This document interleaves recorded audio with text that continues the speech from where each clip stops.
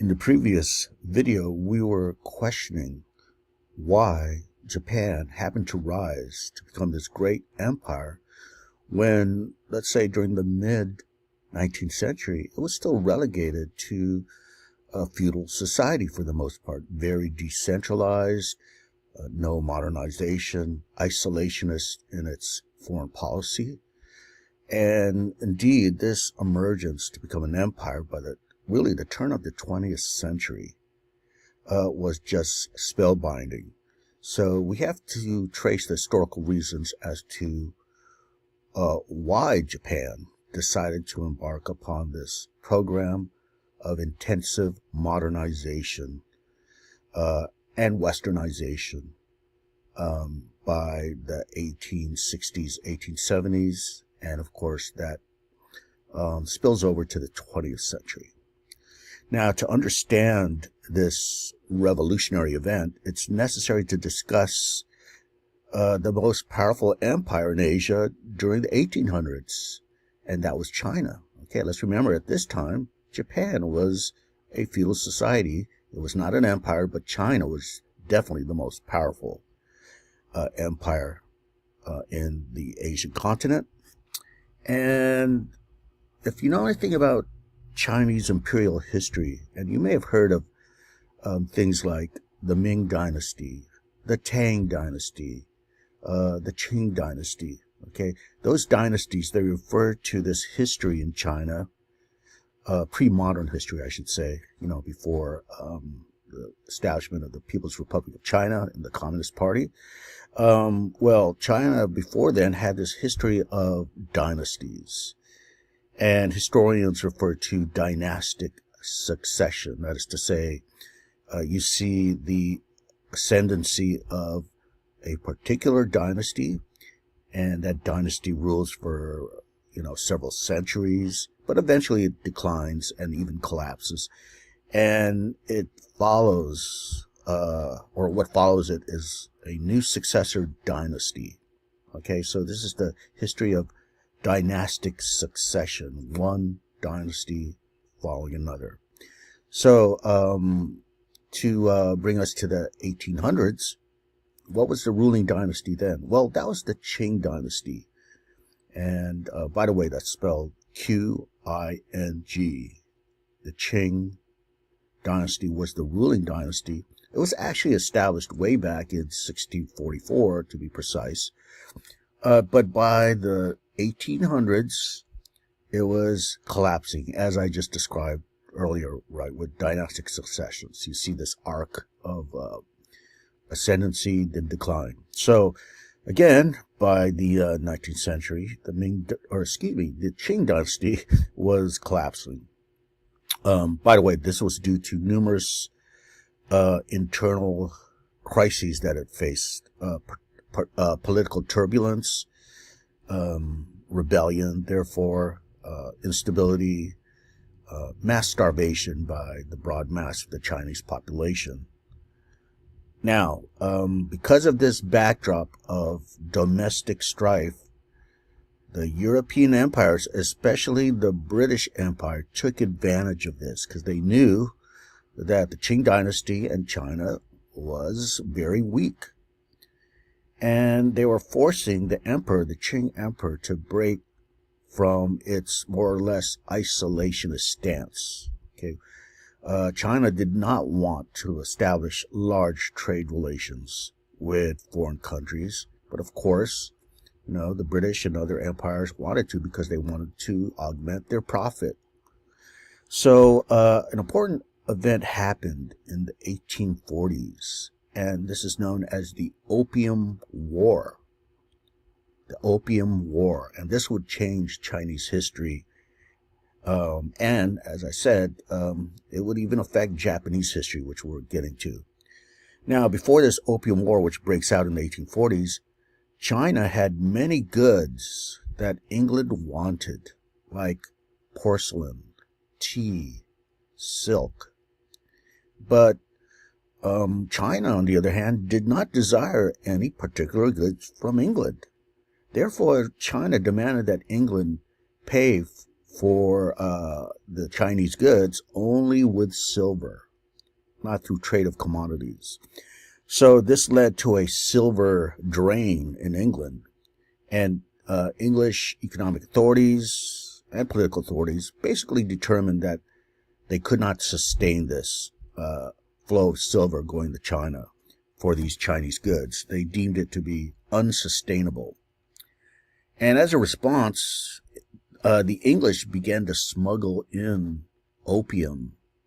They smuggled opium to sell in China, and the Qing rulership basically made this illegal in China. So they were defying the laws of China, right, by smuggling in opium, and they made a lot of profit.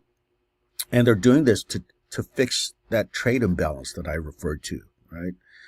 And you can predict what's going to happen. Many, untold many, became addicted to opium, led to a health crisis and social instability. So, to respond to this opium influx, which was illegal again, Chinese officials destroyed thousands of chests containing, that opium cargo that was being snuck in, right? Now, how did the British respond to this? They said, hey, this is destruction of British property. And moreover, they said that the destruction of this British property was an attack on its national honor. So therefore, this serves as a pretext to declare war against the Qing Empire in China. Now, the war was waged for several years, but China loses to the British. And as a result, certain conditions are put in place to establish British presence in China. Okay, it's not exactly colonization. Of course it's not. But it's a form of economic control. In fact, you could use the word economic imperialism here. That is quite accurate to describe what's going on. And it was manifested through what are called unequal treaties. And it's just exactly how it's worded.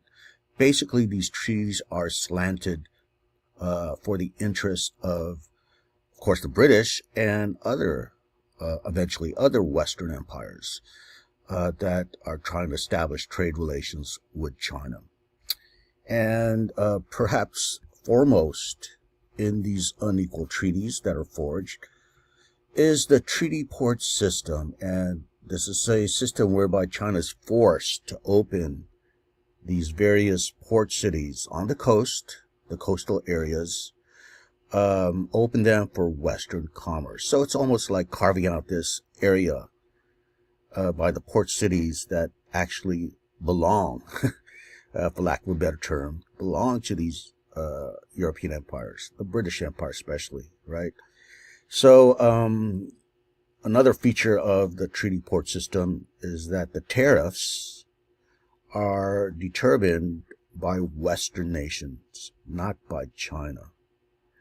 And even more, the treaty port system announced the doctrine of extraterritoriality for British citizens in China. What does that mean? That means that British citizens are not subject to Chinese laws.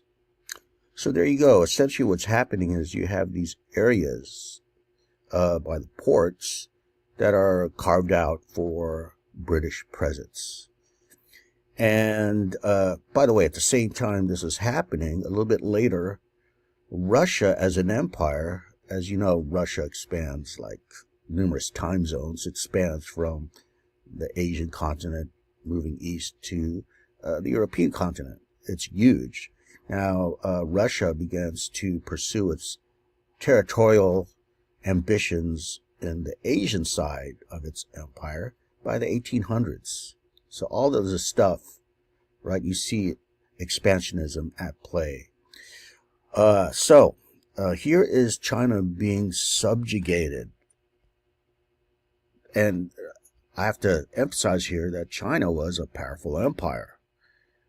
And here is the emergence of these various European empires basically dominating China, really for the first time in history.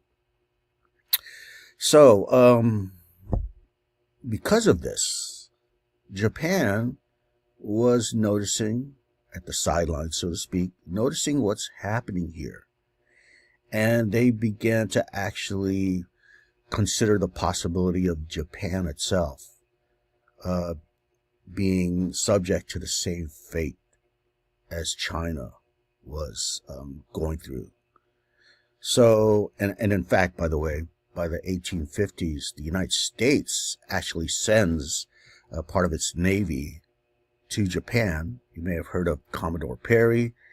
And basically, he tried to establish a version of a treaty port system in Japan. So Japan, the Japanese leaders, Japanese statesmen were in a panic, essentially. Would Japan be the next victim after China? How could Japan avoid the fate of China? How could Japan avoid the possibility, preclude the possibility of Western colonization by the British, by Russia, or even America with Commodore Perry? All right, so to answer that question,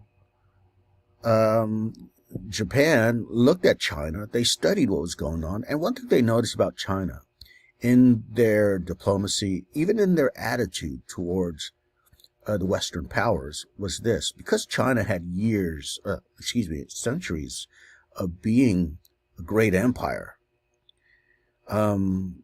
they had this air of exceptionalism, meaning that they really perceived their civilization as superior, right? And it led them to disregard Europe. They treated Europe with an air of contempt. They viewed Europeans as barbarians. And basically, the Japanese perceived this exceptionalism, this arrogance, as a cause for their downfall. Why is this? Because China never took time to understand the West, to study it, to know its culture. And therefore, Japan realized they have to do the opposite of China. They have to respect the European empires. Europe is definitely more powerful than Japan, right, at this time. As I remind you again, Japan was caught in feudalism still. So how to, again, avoid colonization and subjugation? Well, the answer to this, from the Japanese perspective, was to study the West and eventually adopt Western modernization. Okay, now let's remember what I mentioned about imperialism and empire.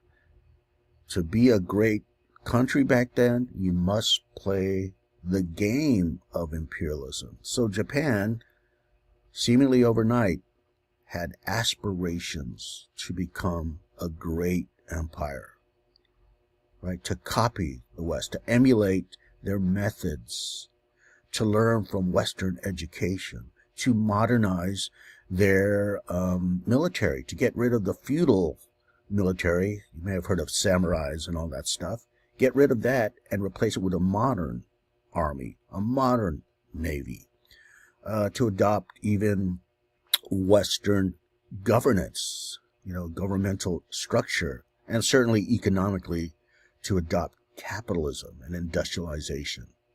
Okay, so this would be known as the Meiji Restoration, which we'll discuss in the next video.